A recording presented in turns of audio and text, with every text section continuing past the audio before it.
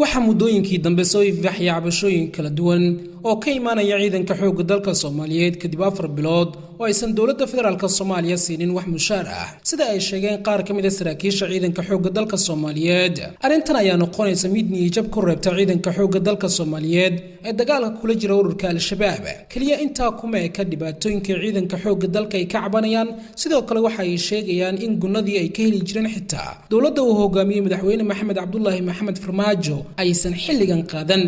haddaba arintan ayaa noqonaysa mid dawladda federaalka Soomaaliya dabarjab ku ah maadaama warbaahinta ay ka sheegaan in bil walba ciidanka qibahooda kala duwan ay siiyaan mushaarkooda haddii ay dhibaatadan sii socoto waxa ka dhalan kara sida ay sheegayaan dadka falanqeeya arrimaha siyaasadda habacsanaan dhanka amniga ah taas oo fursad u noqon karta ururka al-shabaab ee dagaalka adag kula jirta dawladda federaalka Soomaaliya madaxweynaha jamhuuriyadda federaalka Soomaaliya Maxamed Cabdullaahi Maxamed Farmaajo ayaa ku fashilmay ballanqaadyo kala duwan oo uu sameeyay xilligii uu ku jiray campaign-ka taas oo dadka Soomaaliyeed ku noqotay mid filan waa ah maadaama madaxweyne Maxamed Cabdullaahi Maxamed Farmaajo xilligii uu ku jiray campaign-ka laga rajeynayay in wax badan oo kaga duwnaan doono hogaamiyaashii kala duwanaa ee soo maray dalka Samir Cabdirasaaq Umar